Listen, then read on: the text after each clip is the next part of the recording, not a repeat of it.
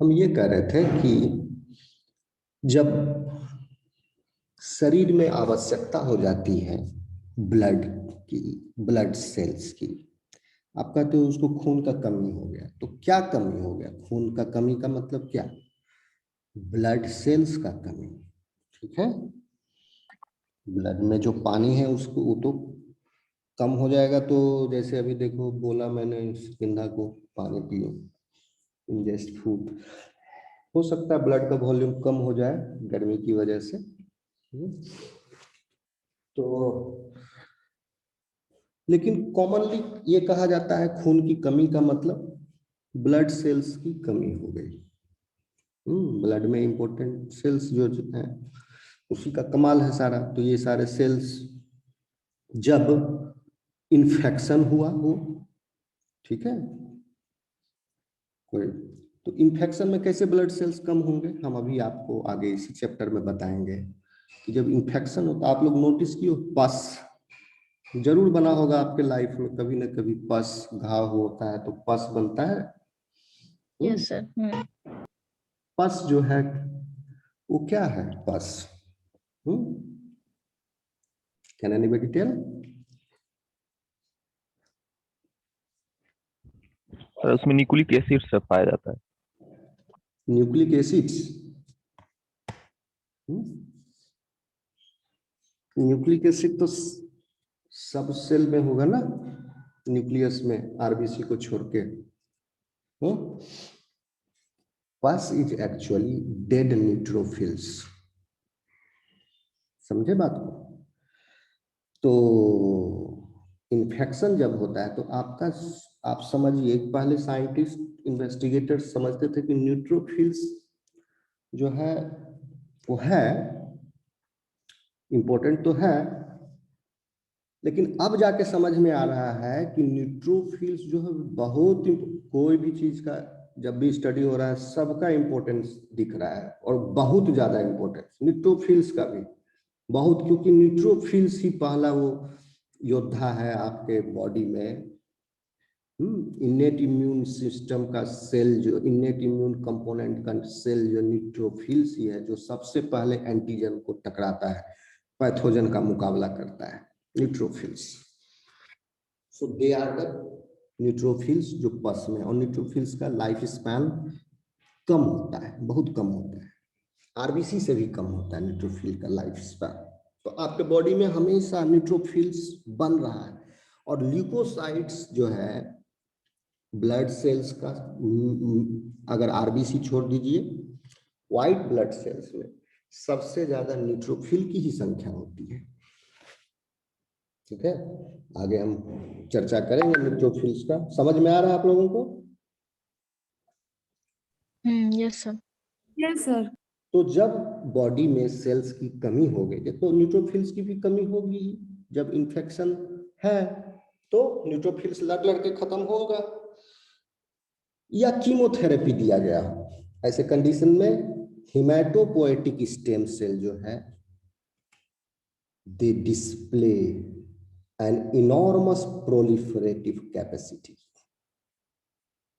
जब जरूरत होती है उस समय ये काम आ जाता है। क्यों बेकार में डिवाइड करेगा जब इसकी कमी नहीं है तो? कुछ संख्या में ये पड़े रहते हैं, जब जरूरत, फिर भी दे आर कंटिन्यूअसली डिवाइडिंग, क्योंकि हमेशा न्यूट्रोफिल बन रहा है, एरिथ्रोसाइट बन रहा है, okay, they are continuously dividing, but under these circumstances they show enormous proliferative capacity. Okay, समझ में आया? जैसे अगर एक माइस में आप एक्सपेरिमेंट करोगे, इम्यूनोलॉजी का एक्सपेरिमेंट होता है, हम लोग करते थे, ठीक है, और उस माइस का अगर हिमेटोपोइटिक सिस्टम को अगर डिस्ट्रॉय कर दिया जाए तो माउस का क्या होगा? डेथ हो जाता है 10 दिन के अंदर। समझे बात को? कैसे डिस्ट्रॉय करते हैं माउस का हिमेटोपोएटिक सिस्टम को? Can anybody guess? जिंदा माउस को बिना मारे हुए उसके हिमेटोपोएटिक सिस्टम को डिस्ट्रॉय करना। बोन मैरो के अंदर जो है हिमेटोपोएटिक स्टेम सेल, उसको मार दो। कैसे मारोगे? विदाउट कोई उसका सर्जरी किए, कोई इन्वेजन भी, कोई सुई हुई नहीं लगाना है, विदाउट इन्वेजिंग। एनीबॉडी? कुछ इन्फेक्शन करवा के सर, इन्फेक्शन कुछ डिजीज। नहीं बाबू, इन्फेक्शन कराएंगे तो इन्फेक्शन से तो उसका हिमेटोपोएटिक सेल तैयार ही है लड़ने के लिए। समझे ना?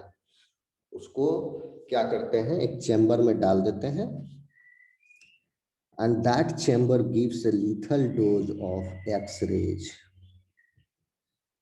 and this lethal dose is equivalent to 950 rads. तो एक छोटा माउस के लिए 950 रेड्स का एक्सरे जो है लीथल डोज है। आपके लिए उतना डोज लीथल नहीं है, बट एक माउस के लिए है, बट आपके लिए भी है। लीथल नहीं है, सब लीथल तो है। तो इतना ज्यादा एक्सरे का डोज दे देंगे माउस को चैम्बर में, उसका हिमेटोपोएटिक स्टेम सेल मर जाएगा। And such irradiated mice will die within 10 days। समझ गए? लेकिन उसी माउस में अगर इंजेक्ट कर दो only a few bone marrow, normal bone marrow cells, कुछ ही, ठीक है? आफ्टर अगर हम लोग अगर एक्सरे से करवाते हैं जनरली, तो कुछ तो हम लोग का हेमेटोपोएटिक स्टेम सेल डैमेज करता होगा, कुछ भी असर तो करता होगा। यस, करता है डेफिनेटली। इसीलिए कहा जाता है बार बार एक्सरे मत कराओ भैया, झूठ फूस का। एक्सरे क्यों कराओगे? जब हड्डी टूटेगा तभी ना कराओगे। तो हड्डी जब टूटा तब कराओगे, एक बार टूटने के पहले, एक बार बाद में कराओगे 20-21 दिन बाद की देखोगे कि जुड़ा कि नहीं जुड़ा। जुड़ा तो कैसा जुड़ा, बढ़िया से, ठीक है? तो डॉक्टर यही कोशिश करता है कम से कम कराया जाए, नहीं तो क्या करेगा वो, कहेगा रोज कराओ एक्सरे। अगर कोई इसका इफेक्ट नहीं होता तो हर 5 दिन में एक्सरे करा करा के, जैसे शुगर चेक होता है। लेकिन उसका नहीं कराता है। हड्डी भी जोड़ना जरूरी है, तो एक बार पहले कर लिया, एक बार बाद में कर लिया, और with minimal radiation approved by FDA और FCCI गाइडलाइंस है, मेडिकल स्टैंडर्ड है, इतना रेडियम के, ठीक है? तो उसी ढंग का मशीन बना। But still it is xray, it will destroy some of your haematopoietic stem cells definitely, but not all. तो कुछ जो बच जाएंगे हिमेटोपोएटिक स्टेम सेल्स के पास, तो सेल्फ रिन्यूइंग कैपेसिटी तो है ही, it's renews itself. But if you destroy all the cells, जैसे कि 950 रेड माइस को दे दिए, तो कहां से वो सेल्फ रिन्यू होगा? सब मर गए तो कुछ तो बचे होते, तभी ना वो बचता, सेल्फ रिन्यू होता। तो इससे ये पता चलता है कि, और हाँ, उसी माइस को अगर आपने कुछ बोन मैरो सेल्स इंजेस्ट कर दिया इंजेक्शन से, अब जैसे उसको लीथल डोज दे दिए, अब आपको पता है 10 दिन में मर जाएगा अपने आप। दूसरा तीसरा दिन या 8वां दिन आप उसको इंजेक्शन के माध्यम से बोन मैरो सेल ब्लड में दे दो, that mouse will not die. Okay, समझ में आ रहा है आपको? Yes sir. Yes, sir. तो आप जैसे देखो कि बोन मैरो में आपको कितना देंगे सेल, मारे कितना और दिए कितना, इसका आप अंतर देख लोगे तो भी आप समझ जाओगे कि इनॉर्मस प्रोलिफरेटिंग कैपेसिटी होता है हिमेटोपोएटिक स्टेम सेल के पास। जैसे आपने मारा जैसे नॉर्मल माउस के पास 0.3 बिलियन बोन मैरो सेल्स है। 0.3 बिलियन मीन्स 30 करोड़, 30 करोड़ होगा ना? कितना होगा? 1 लाख, हाँ 30 crore, 30 crore bone marrow cells है। वो सब मर गए एक्सरे के द्वारा, लेकिन आप 10,000 सेल भी डाल दिए इंजेक्शन से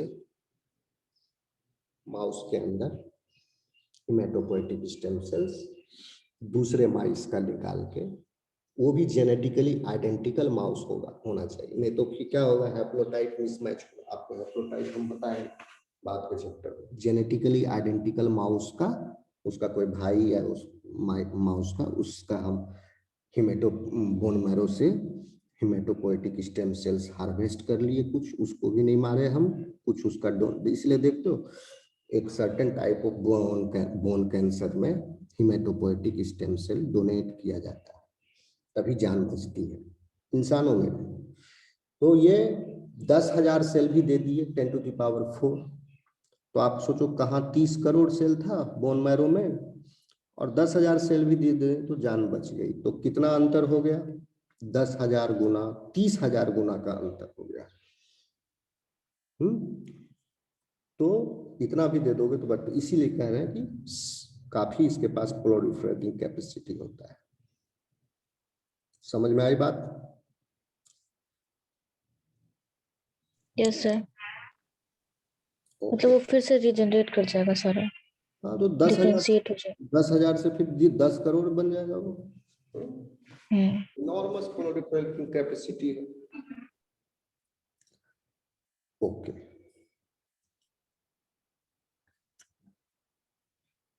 अब देखिए,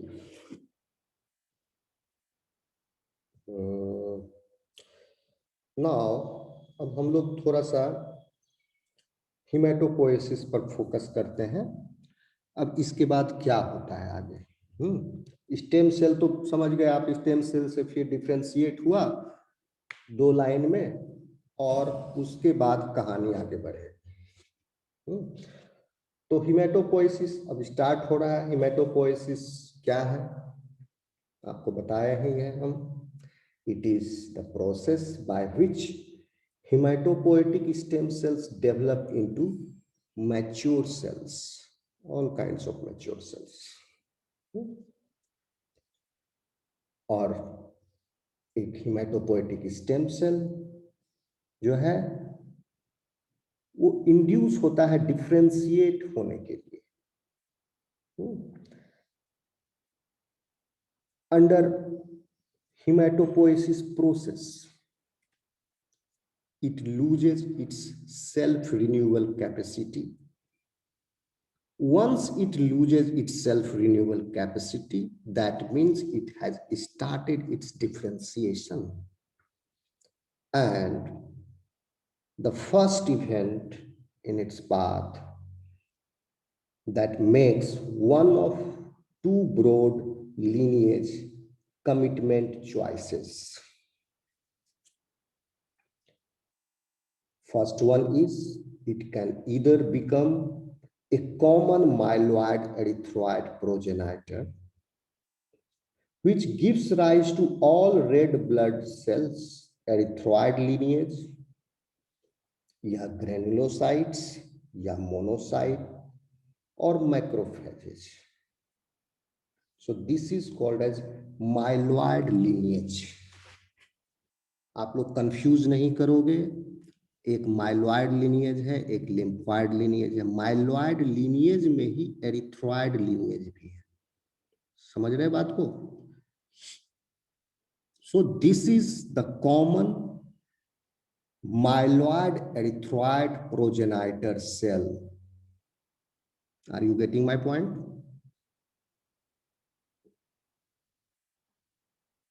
यस सर। ठीक है।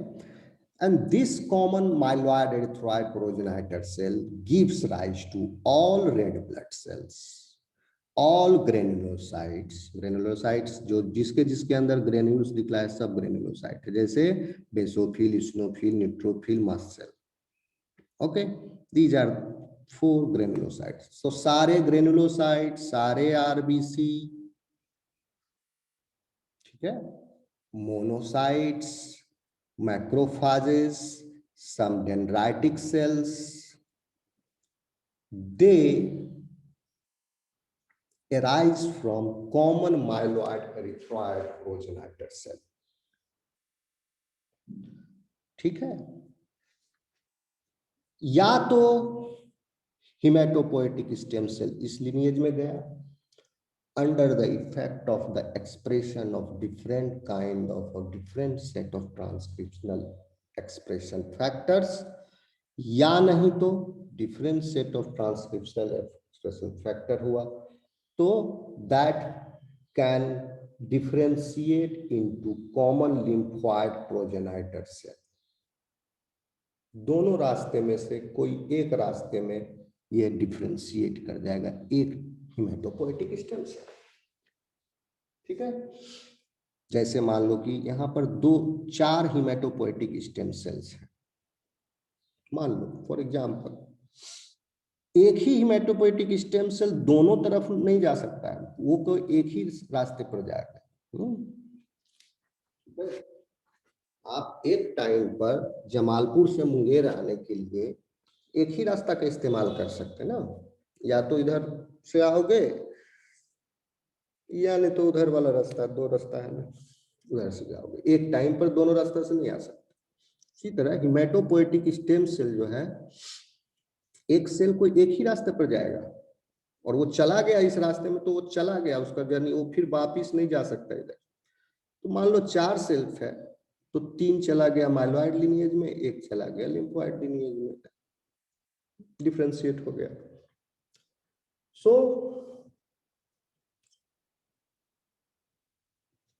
जो हिमेटोपोएटिक सेल लिम्फोइड लिनिएज में गए वो डेवलप होंगे। कौन कौन से सेल्स देख लीजिए, यहाँ नाम लिखा हुआ है, नेचुरल किलर सेल या बी सेल या टी सेल या डेंड्राइटिक सेल। सॉरी, समझ रहे मेरी बात को? Yes sir. अब देखिए, अब इस पिक्चर को आप देख करके एकदम आराम से कह सकते हो कि इसमें कौन कौन, इतना जितना हम इम्यूनोलॉजी आपको पढ़ाए हैं, कौन सा सेल्स इनेट इम्यून सिस्टम का है, कौन सा सेल्स एडेप्टिव इम्यून सिस्टम का है, बताइए जल्दी फटाफट, तब आगे बढ़ेंगे। ये तो आप कह ही सकते हो।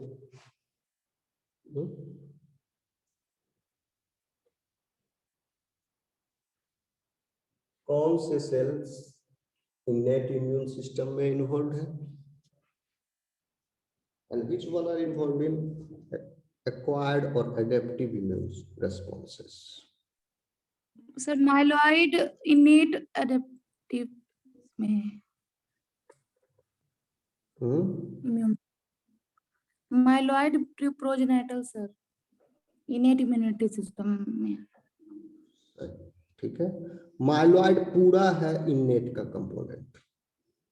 ठीक है, फिर नेचुरल किलर सेल, लिम्फोइड का नेचुरल किलर सेल जो है are the members of innate immune system, and these cells are the first cells to respond to infection और अदर इंसल्ट्स।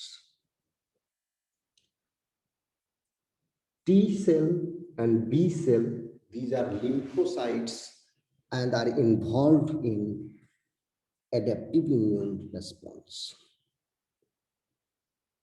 Understood? ये 2 को छोड़ के बाकी सब इनेट का पार्ट है। समझ गए बात को?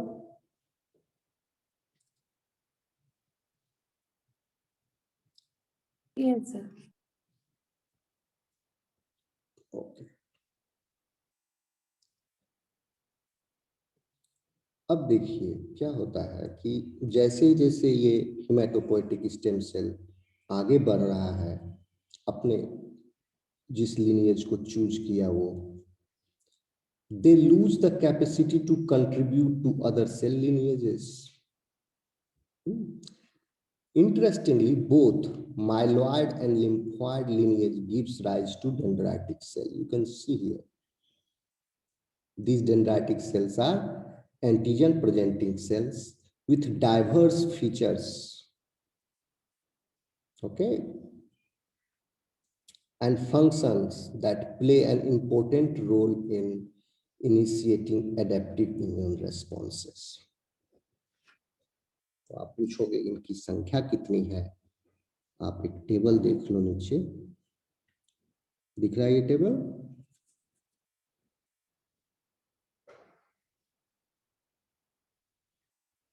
Table 2-1, is it visible to you? बड़ा करो? Yes, sir. Yes, sir. Blood में एक हेल्दी ह्यूमन बीइंग में आप देखिए कि सबसे ज्यादा तो संख्या है आरबीसी का, ठीक है?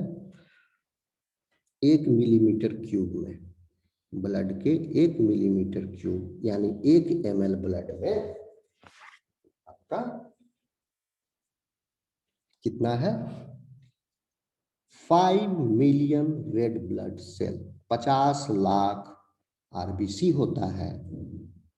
प्लेटलेट जो है 2.5 लाख के करीब है और ल्यूकोसाइट व्हाइट ब्लड सेल्स जो है 7300 ही है, ठीक है? इस 7300 में 50 से 70% जो है वो न्यूट्रोफिल्स होते हैं, सबसे ज्यादा न्यूट्रोफिल्स है। लिम्फोसाइट 20 से 40%, मोनोसाइट 1 से 6%, इस्नोफिल 1 से 3%, बेसोफिल लेस देन 1% और मस्ट सेल जो है इसी का वो भी less than 1%, dendritic cell less than 1%, all other cell types are less than 1%।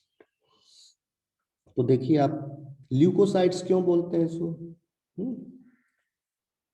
अभी आप कंफ्यूज नहीं करोगे लिम्फोसाइट ल्यूकोसाइट। ल्यूकोसाइट इसलिए क्योंकि ब्लड का 3 मेन कंपोनेंट है, रेड ब्लड सेल है, व्हाइट ब्लड सेल्स है, that's why it is called as leukocytes because these are not red, that's why they are called as white blood cells. और ये जो है जो सबसे ज्यादा है, these are red cells for the special function of carrying the oxygen. So ये अलग हो गया। ये सारे सेल्स जो अभी हम आपको दिखा रहे हैं ये सब ल्यूकोसाइट्स ही है एक्सेप्ट एरिथ्रोसाइट एंड प्लेटलेट्स। ये दो को छोड़ दो, मेगाकैरियोसाइट, तो ये सब ल्यूकोसाइट हिमेटोपोएटिक स्टेम सेल से आए, दीज ल्यूकोसाइट्स। और ल्यूकोसाइट, एरिथ्रोसाइट एंड प्लेटलेट्स भी सब जो है बोन मैरो में ही उत्पत्ति हो रहा है इसका। तो अब देखिए ल्यूकोसाइट में न्यूट्रोफिल, ग्रेनुलोसाइट एक प्रकार के सबसे ज्यादा है, बेसोफिल, मास्ट सेल ये लेस देन 1%, इस्नोफिल 1 से 1% 2% के लगभग, ज्यादा हो जाएगा तो सोफिलिया कहलाता है कंडीशन। मोनोसाइट है 1 to 6%, dendritic cells are less than 1% again. Erythrocyte तो आपको बता दिए। Lymphocytes, B cell and T cells जो है around 20 to 40%। Okay, natural killer cells, these are again less than 1%। So this is basically the composition of your blood. Have you got my point? So you may ask how the regulation of these lineage commitment is taking place during hematopoiesis. As I have already told you that each step a hematopoietic stem cell takes during commitment to a particular cell lineage is accompanied by genetic changes. That means multiple genes that specify lineage commitment have been identified as of now. And many of these are transcriptional regulators. For example, the transcription factor GATA2 GATA2, GATA2 is required for the development of all hematopoietic lineages. All hematopoietic lineages. अगर GATA2 express होगा तो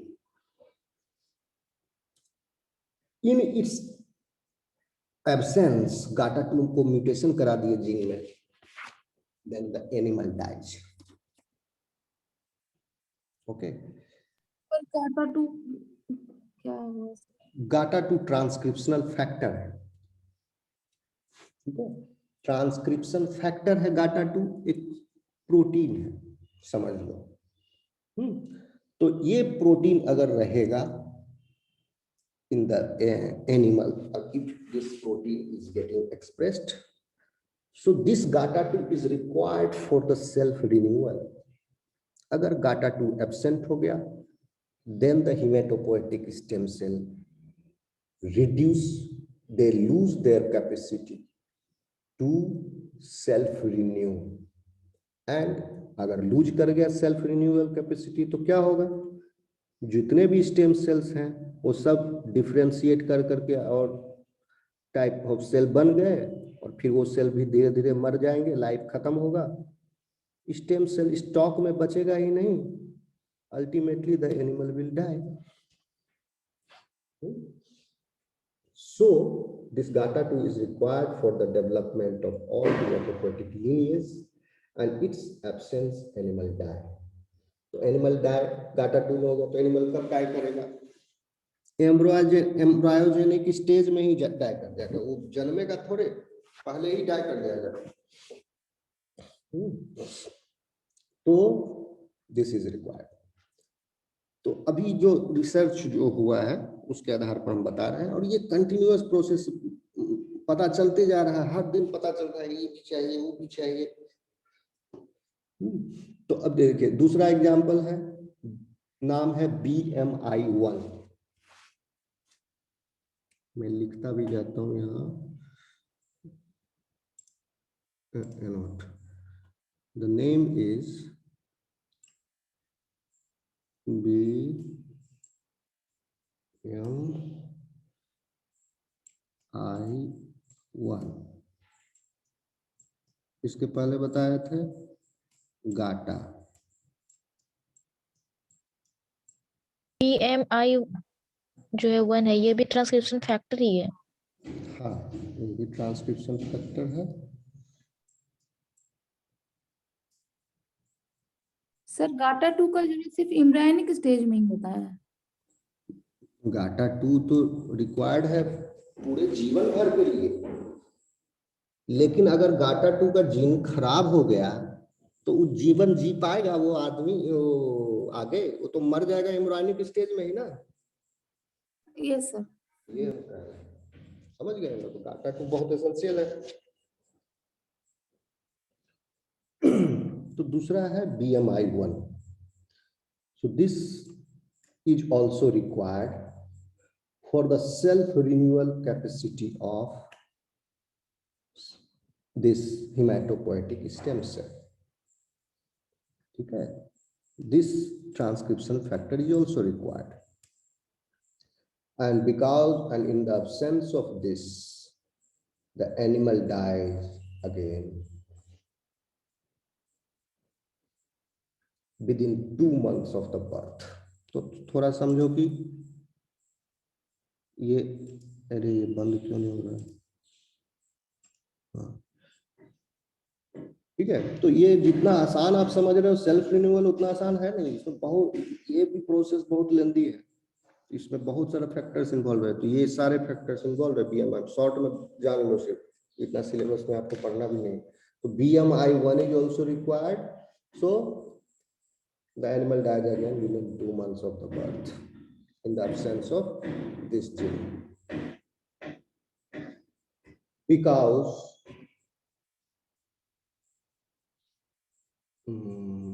yes, red blood cell के development के लिए जरूरी होता है BMI1, because of the failure they fails to repopulate their red and white blood cells.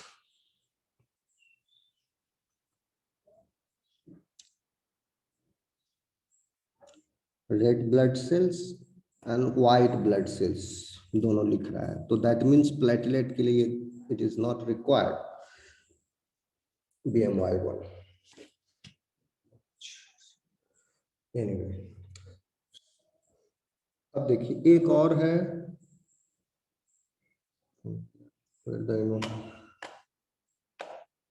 उसका नाम है इकारोस, और एक है और जिसका नाम है नॉच।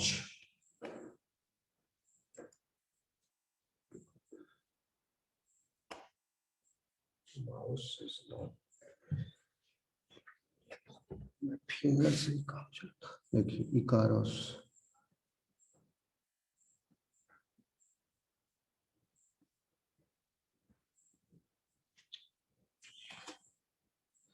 दिख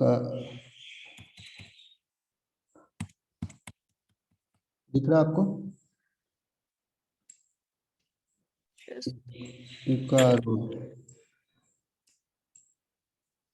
ये आई बड़ा है, KAROS छोटा है, इकारोस। एक का नाम है नॉच। ये सब ट्रांसक्रिप्शनल फैक्टर्स है।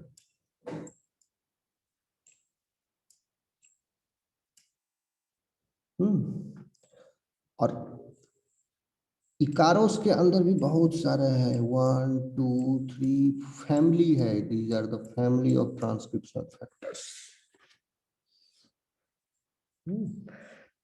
And these two families of transcriptional regulators, they have more specific effects on hematopoiesis. जैसे कि इकारोस is required for lymphoid but not myeloid। इसमें जो है इकारोस एक्सप्रेस्ड हो गया ट्रांसक्रिप्शनल फैक्टर इकारोस फैमिली का, तो चला गया लिम्फोइड की तरफ। और अगर नॉच हो गया ट्रांसक्रिप्शनल फैक्टर एक्सप्रेस, तो cell will differentiate and it will go in the myeloid progenitor line।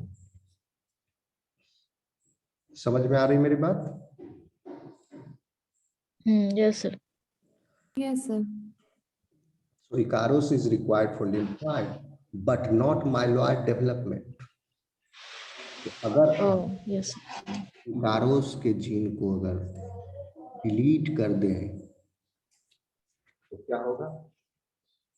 Animal पर प्रभाव बताइए आप लोग। तो ये लिम्फोइड प्रोजेनेटर नहीं बनाएगा सर? The animal will इसमें be नहीं। severely immunocompromised। इम्यूनोकॉम्प्रोमाइज्ड हो जाएगा ना, जैसे एड्स वाले होते हैं इम्यूनोकॉम्प्रोमाइज्ड, वो मरेगा तो नहीं लेकिन बट कुछ दिन में मर जाएगा। और under experimental condition, under artificial condition, जहां उसको स्टेराइल एनवायरनमेंट में रखेंगे, then the mice will survive if you have done the Icaros gene knockout। Okay, and और जैसे देखिए फिर नॉच अगर डिलीट कर दिए तो नॉच में भी बहुत सारा है। नॉच 1 अगर है,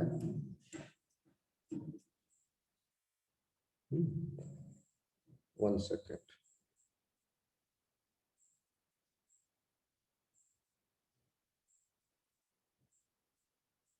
no, sorry,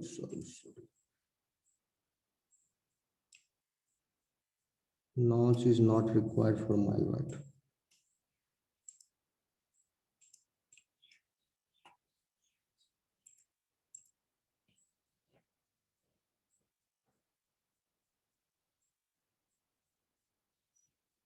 One second, let me check again।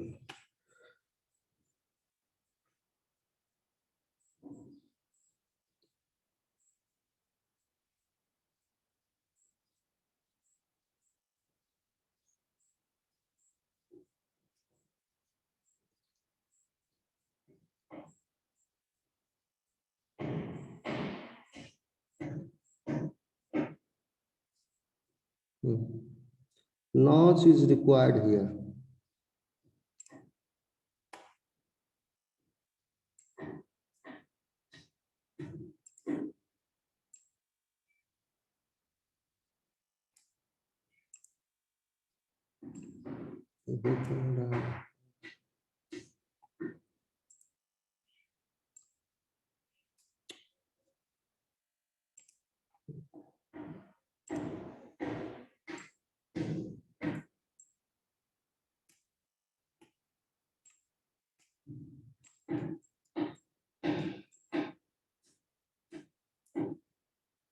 Notch 1, अगर नॉच 1 एक्सप्रेस होगा तो then notch 1, one of 4 notch family members, regulate the choice between T and B lymphocyte lineage. Notch is responsible for T and B. Further, बस ये 2-3 आप याद रखो, गाटा, BMI, इकारोस और notch, बस उससे ज्यादा जरूरत नहीं। कहने का मतलब हुआ कि in these lineages different types of transcriptional factors are expressed, so they are different cell types are you are getting. So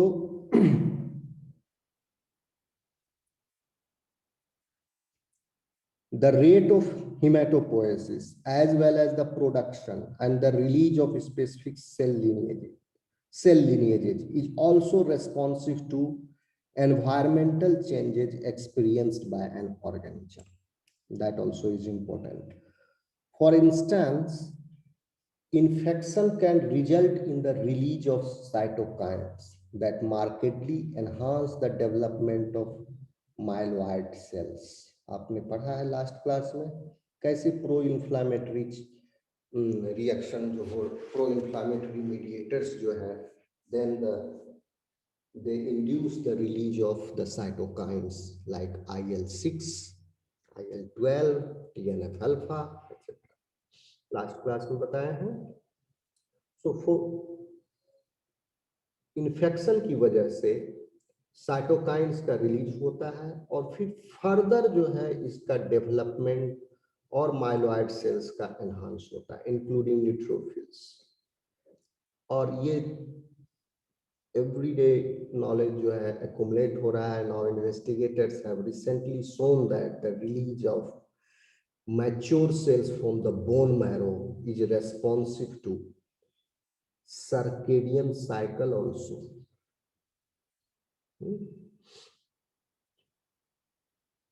जैसे रिलीज ऑफ